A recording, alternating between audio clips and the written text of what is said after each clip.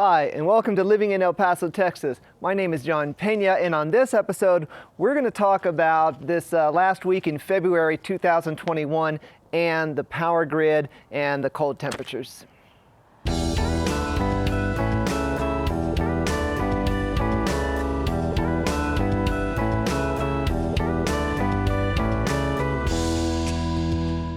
Hi, my name is John Peña. I'm a real estate agent in El Paso, Texas, and this YouTube channel is all about El Paso, eat, sleep, work, play. If that's the kind of thing you're interested in, please consider subscribing to the channel. And let's just go ahead and jump right into it.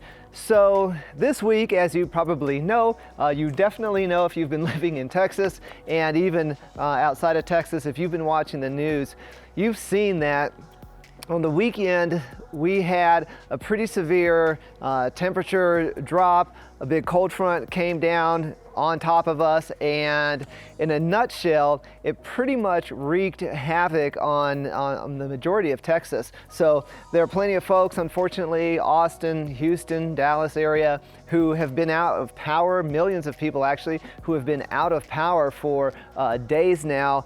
And they've also had to, deal with really frigid temperatures, as you can imagine. If it's 20 degrees, 10 degrees at night, and you don't have electricity, if you don't have a heat source, that's going to make for some pretty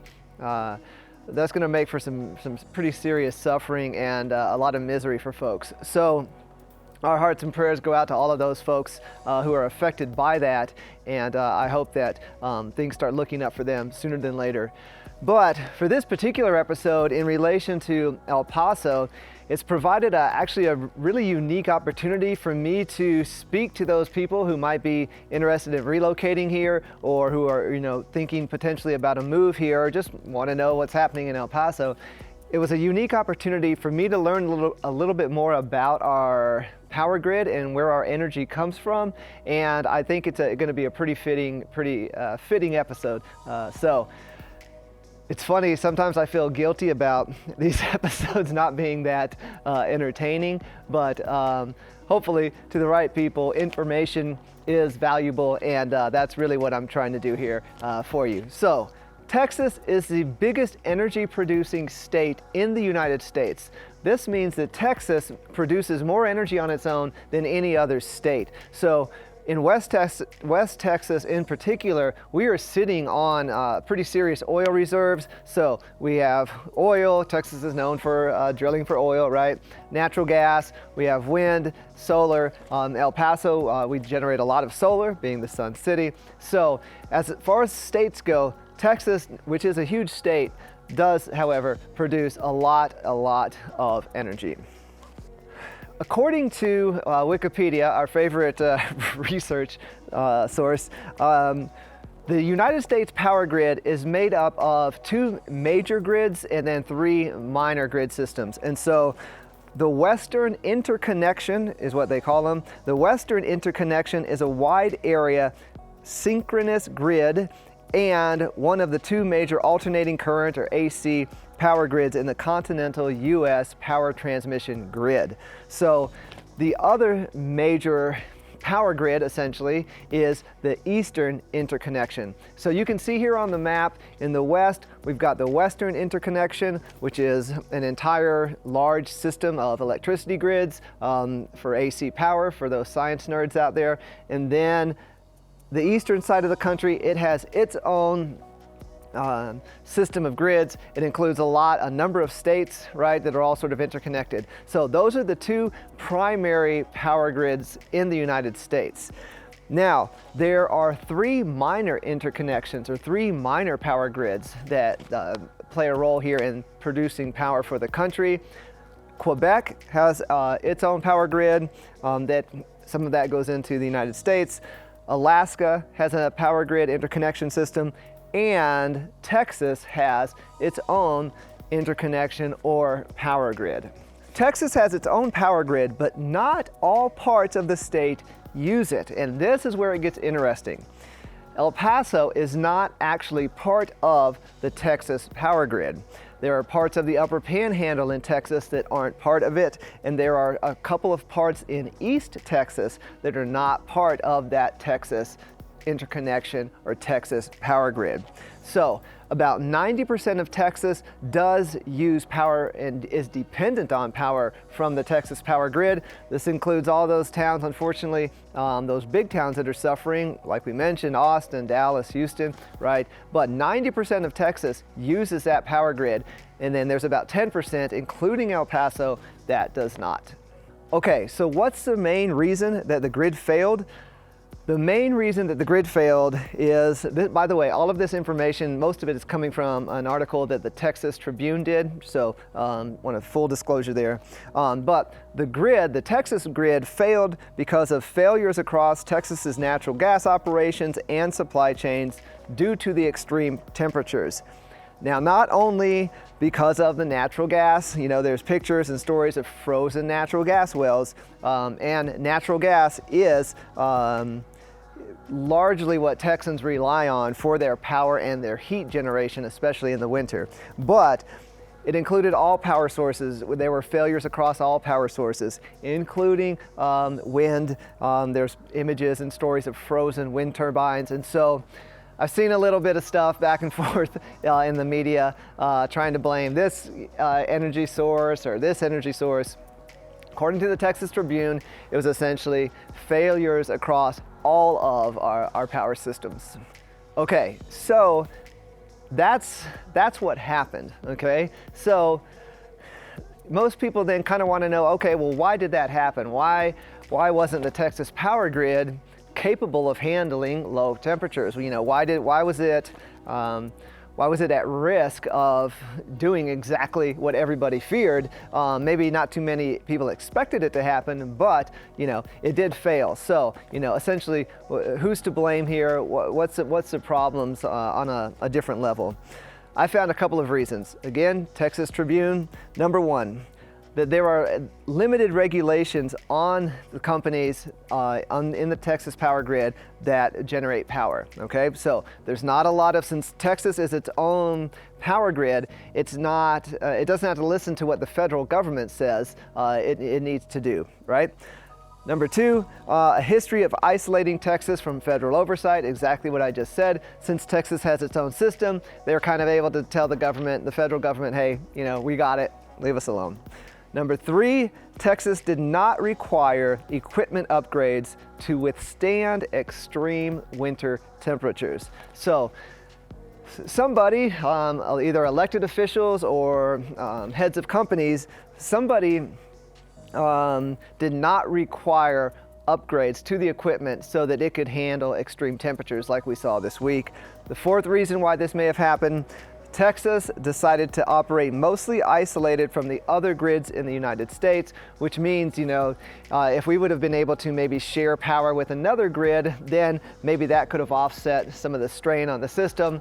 Again, I am certainly no expert on this, but these are the reasons that were suggested. Okay? So what about the other grids? The Western interconnection, the Eastern interconnection. These grids, essentially, they were equipped to withstand the cold temperatures. And so what happened essentially is that Texas, it experienced this extreme change in temperature, big mess with supply chains, big mess with freezing equipment, but it does sound like, something possibly could have been done, and I'm sure now this will probably be a wake-up call. So let's go ahead though and transition into El Paso and our kind of history of our power. So this is what I found out. El Paso's power was originally all local, but they started pursuing other resources in the 1960s as the population grew. They used a power that was generated from a New Mexico power plant, and in the late 1970s, El Paso Electric, that's our electric company, became part owner of the Palo Verde nuclear generating station in Arizona. I didn't explore that too much more, but it does seem to imply that some of our energy is coming through or from nuclear. El Paso is part of the Western grid, and so the question came up, well, why is El Paso, did they choose to be part of the Western? Did they choose not to be part of Texas? Did Texas kick them out? And what I found out is that this is according to folks high up in El Paso Electric. because El Paso is so far west in Texas, it just makes more economical sense, the company thought, kind of to have El Paso belong to this western interconnection simply based on its location. Somebody was quoted in an article I read, you know, it takes less travel time to get to LA from El Paso than it does to Houston. And the implication being that, you know, El Paso is already kind of so far west anyway, it just made more sense to be part of this. So, for what it's worth.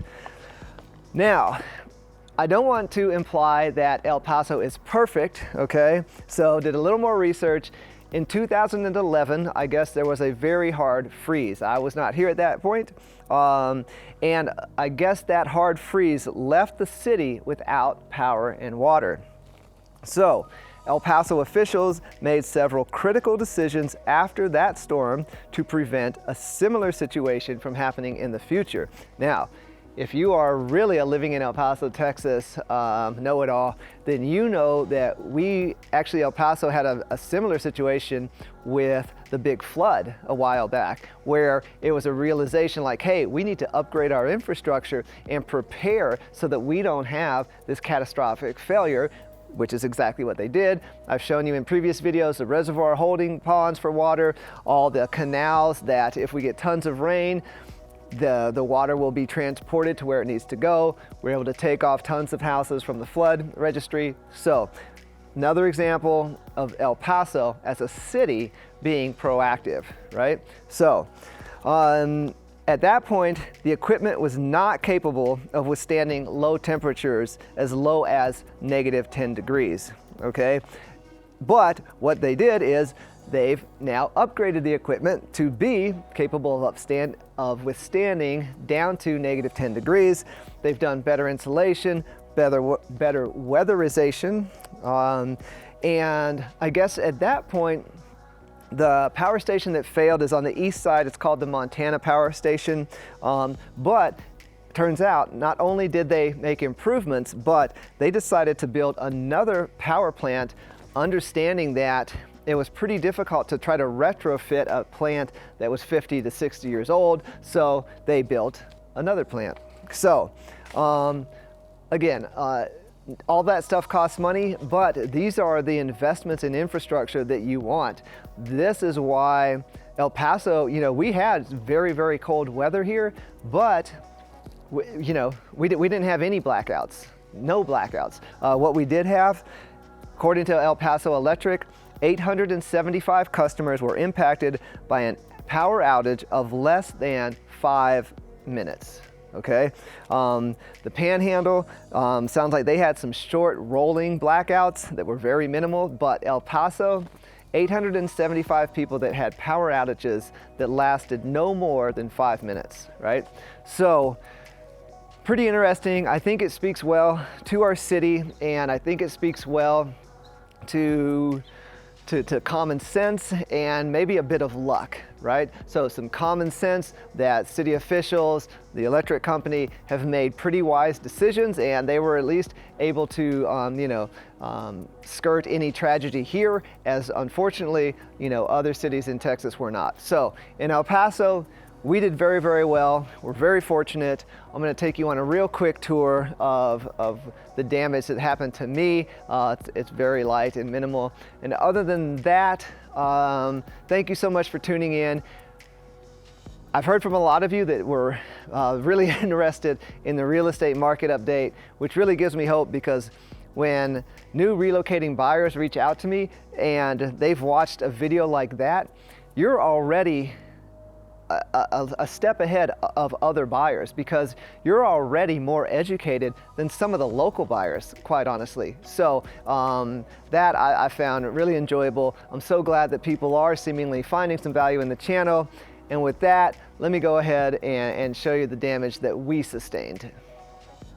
The only issues that we had during the storm, ironically, on Sunday, which was probably the worst day for us. We did get some snow. It was very cold. On Sunday, we woke up, and this is a little bit of our own fault because our furnace had been acting a little bit squirrely lately, but it had been going along. We thought maybe the thermostat was not working, but turned out on Sunday, the coldest day of this storm with the snow and everything, turns out our furnace stopped working. Of course, this is a nightmare because now you have to call somebody to come out and fix it on a Sunday, which we did do. As you can imagine, there were a number of people reaching out with issues. It might have been maintenance that they had just been putting off for a long time, and now they really wanted to get that heat on because nobody wanted their pipes to freeze at night, right?